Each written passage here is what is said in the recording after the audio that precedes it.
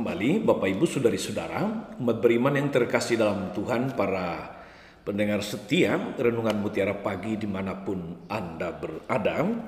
Hari ini hari Jumat pertama, tanggal 3 September 2021.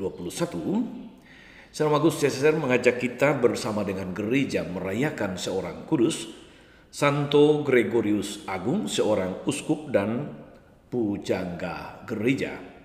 Kita mendengarkan firman Tuhan dalam nama Bapa dan Putra dan Roh Kudus. Amin.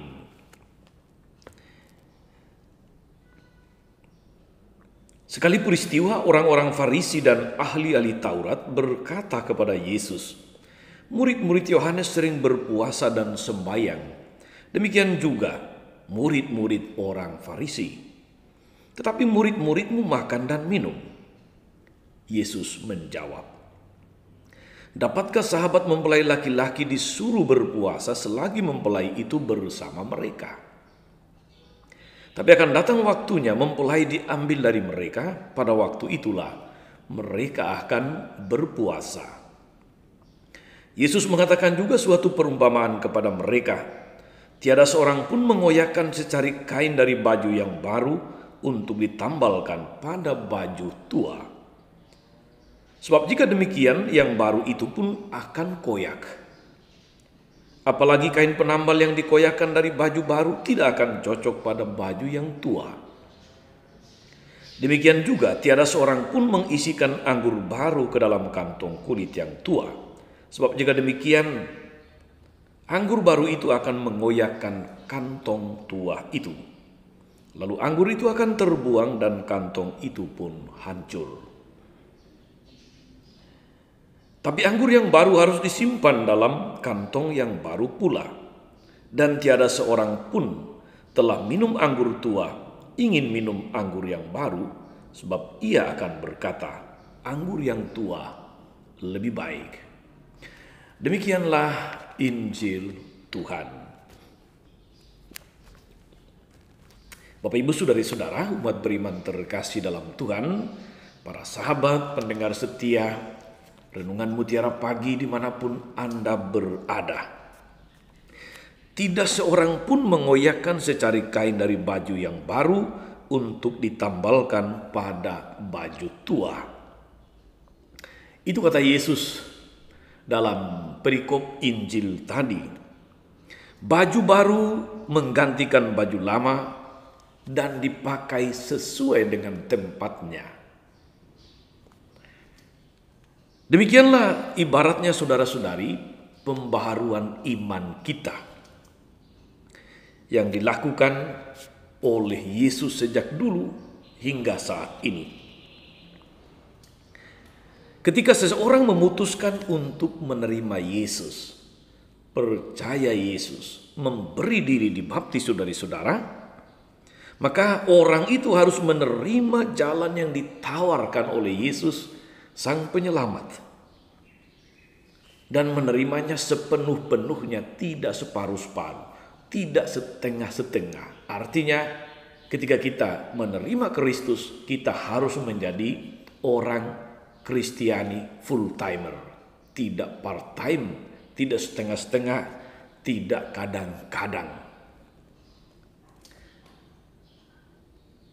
Orang tidak bisa menerima Yesus tetapi kemudian mempertahankan gaya hidup yang lama, pola dan cara hidup yang lama. Justru saudari-saudara, kalau sudah menerima Yesus sebagai pembaharu, maka penghayatan hidup secara baru juga mutlak dituntut. Menerima Yesus dengan segala pola hidup baru yang dia bawa. Menerima Yesus dengan segala cara hidup yang baru yang ditawarkan. Tidak bisa kita menerima Yesus, tapi cara hidup kita tetap seperti dulu sebelum mengenal Yesus. Tidak bisa menerima Yesus, tetapi kita tidak mengubah cara hidup, cara pandang, cara kita menghayati agama. Yesus menjadi standar, Yesus menjadi panduan, dan tidak kemudian iman Kristiani hanya semacam casing menjadi pakaian baru yang kelihatan dari luar tetapi isi dalamnya tidak baru. Itu tidak akan cocok, tidak akan nyambung. Untuk itulah saudari-saudara, maka siapapun yang sudah menyambut Yesus, percaya Yesus, menyerahkan diri kepada Yesus, dia tunduk, dia ikut dalam pola pikir dan cara hidup yang Yesus bawa. Itulah kebaharuan, itulah pembaharuan. Hari ini kita atau gereja merayakan Santo Gregorius Agung, seorang uskup dan pujangga gereja. Orang kudus ini, saudari-saudara, adalah juga seorang tokoh pembaharu. Pembaharu cara hidup gereja. Pembaharu cara berliturgi yang baik. Pada masa kepemimpinannya sebagai paus, maka liturgi dibuat lebih meriah.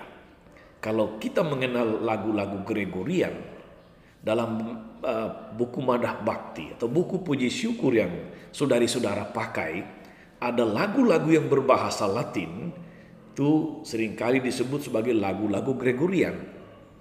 Itu semua adalah buah dari pembaharuan liturgi, pembaharuan gereja yang dilakukan oleh Santo Gregorius Agung. Berkat jasanya, berkat visi jauh ke depan yang ada dalam hidup dalam dirinya, maka pembaruan-pembaruan liturgi yang lebih sesuai dengan konteks zaman itu dilakukan dan kita menikmati buahnya. Seharusnya saudara-saudari, seperti itulah pembaharuan mutlak kita perlukan. Membaharui cara hidup, pola pikir sesuai dengan perkembangan zaman, tapi tidak kehilangan intinya, tidak kehilangan akar atau dasarnya. Gereja pun demikian. Dalam bahasa Latin ada istilah Ecclesia Semper Reformanda. Gereja harus membaharui diri terus-menerus. Kalau tidak, maka kita akan menjadi usang. Gereja menjadi lembaga yang usang. Kita tentu tidak ingin atau tidak mau menjadi bagian dari keusangan itu, karena kita mencampur adukan yang lama dengan yang baru. Akar atau dasar standar kita, saudari-saudara, adalah Kristus, tetapi cara penghayatan kita selalu harus dibaharui mengikuti konteks zaman.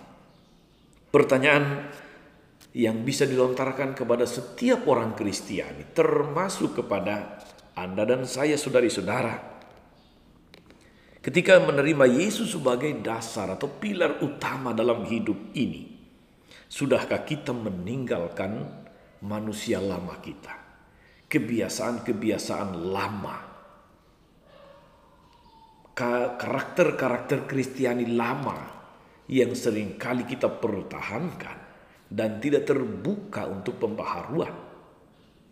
Saudari-saudara, pembaharuan mutlak perlu mengikuti konteks zaman, tetapi akar dan dasarnya tetap sama, yaitu Yesus yang kita percaya, Yesus yang telah kita terima. Semoga hidup kita, saudari-saudara, terus dan senantiasa adalah hidup yang dibaharui di dalam Yesus. Hidup yang terus menemukan cara penghayatan baru dalam Kristus. Hidup yang terus-menerus menemukan cara-cara baru menghayati iman sesuai konteks zaman, tanpa kehilangan dasar, tanpa kehilangan akar dan inti atau substansinya. Selamat membaharui diri terus-menerus. Tuhan Yesus memberkati. Maria Bunda selalu menolong, setia mendoakan kita semua. Amin. Allah Bapa yang penuh kasih, kami bersyukur untuk berkat luar biasa yang boleh kami terima, yang boleh kami nikmati, berkat iman kepercayaan kami kepadamu yang nyata dalam Yesus Putramu terkasih, Sang Juru Selamat, Sang Penebus kami. Moga-moga iman yang telah kami nyatakan senantiasa juga mencerminkan cara hidup kami yang baru, cara hidup yang sesuai dengan cara hidup Kristus, cara hidup yang senantiasa menjadi cara hidup yang memuliakan Tuhan dan keselamatan kami semua. Ingatlah ya Bapa akan hamba-Mu Bu Neneng yang telah Engkau panggil kemarin. Semoga oleh karena iman, harapan dan kasih-Nya, terlebih lagi oleh besarnya cinta kasih-Mu kepada kami manusia, saudari kami ini boleh menikmati damai abadi di surga. Sanggulah Tuhan dan pengantara kami sepanjang segala masa. Amin.